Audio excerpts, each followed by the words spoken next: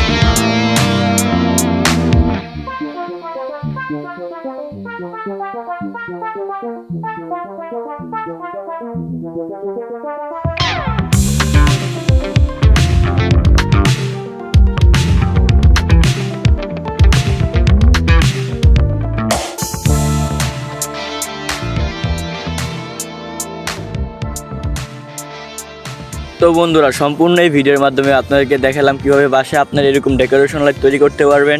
লাইটটিকে আমি নন রিচার্জেবল বানিয়েছি, আপনারা চাইলে এরকম একটি চার্জিং সার্কিট ব্যবহার করে লাইটটিকে রিচার্জেবল তৈরি করতে পারেন। তো এই পর্যন্ত তারা ভিডিওটি সম্পূর্ণ দেখেছেন, অবশ্যই ভিডিওতে একটি লাইক করবেন। আর আপনি যদি এরকম নানা রকম প্রজেক্ট ও সুন্দর সুন্দর জিনিস বানানোর ভিডিও দেখতে পছন্দ করেন, তাহলে অবশ্যই চ্যানেলটিকে সাবস্ক্রাইব করে সাথেই থাকবেন। তো দেখা হবে অন্য কোনো নতুন ভিডিওতে। সে বন্ধু সবাই ভালো থাকবেন, সুস্থ থাকবেন।